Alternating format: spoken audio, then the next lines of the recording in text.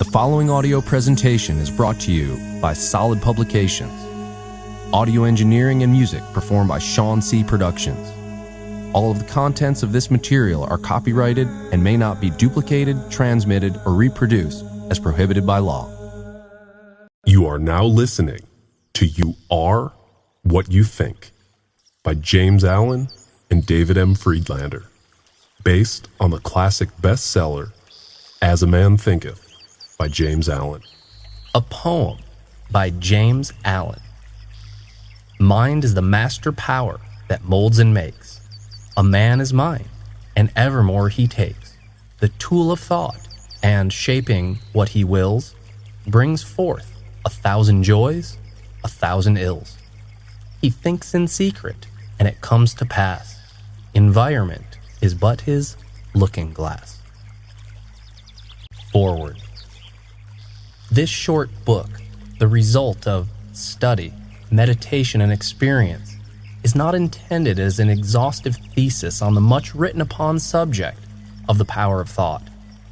It is suggestive rather than explanatory, its object being to stimulate you to the discovery and perception of the truth that you yourself are the maker of yourself, by virtue of the thoughts which you choose and encourage. That mind is the master weaver, both of the inner garment of character and the outer garment of circumstance, and that, as you may have thus far woven in ignorance and pain, you may now weave in enlightenment and happiness. Chapter 1. Thought and Character. The proverb, "As a man thinketh in his heart, so is he," not only embraces the whole of your being, but is so comprehensive as to reach out to every condition and circumstance of your life. A person is literally what they think, their character being the complete sum of all their thoughts.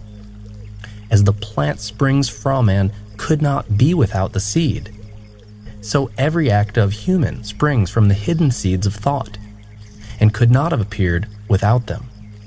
This applies equally to those acts called spontaneous and unpremeditated as to those which are deliberately executed.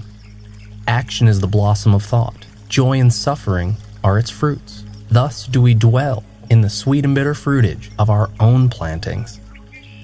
Thought in your mind has made you what you are by some intentional directed thoughts and some totally random unguided thoughts. If a person's mind dwells on negative and unpleasant thoughts and circumstances, has evil thoughts, focuses on things unwanted, these things are sure to follow. Pain comes to them as comes the carriage behind the donkey. If one, however, endures in purity of thought, focuses upon blessings, recognizes the abundance and gifts that they have and are continually receiving, then joy follows them as their own shadow. You are a growth by law of the natural world and not a creation by artificial means. Cause and effect is as absolute and undeviating in the hidden realm of your thought as in the world of visible and material things. A noble and godlike character is not a thing of favor or chance, but is the result of continued effort in right thinking, the effect of long-cherished associations with godlike thoughts. An ignoble and bestial character, by the same process, is the result of continued harboring of groveling, angry, mean, doubt-filled, negative thoughts. Humans are made or unmade by themselves. In the factory of thought, they forge the weapons by which they destroy themselves. They also fashion the tools with which they build for themselves heavenly mansions of joy and strength and peace. By the right choice and true application of thought, you can ascend to divine perfection. By the abuse and wrong application of thought, you can descend below the level of the beast. Between these two extremes are all the grades of character, and man is their maker and master. Of all the beautiful truths pertaining to the soul, which have been restored and brought to light in this marvelous age, none is more hopeful, uplifting, or fruitful of divine promise and confidence than this. You, as a human, are the master of your own thought. the molder of your own character, and the maker and shaper of your condition, environment, and destiny. As a being of power, intelligence, and love, and the lord of your own thoughts, you hold the key to every situation and contain within yourself that transforming and regenerative agency by which you may make yourself what you will. You are always the master, even in your weaker and most abandoned state. But in your weakness and degradation, you are the foolish master who misgoverns your household. When you begin to reflect upon your conditions and to search diligently for the law upon which your being is established, you then become the wise master, directing your energies with intelligence and fashioning your thoughts to fruitful endeavors. Such is the conscious master, and you can only become such by discovering within yourself the laws of thought, which, to discover, is totally a matter of desire to understand, self-reflection, and attention to your own experience.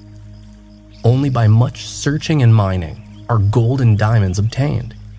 You can find every truth connected with your being if you will dig deep into the mine of your soul, and that you are the maker of your character, the molder of your life, and the builder of your destiny, you may unerringly prove if you will watch, control, and alter your thoughts, tracing their effects upon yourself, upon others, and upon your life and circumstances.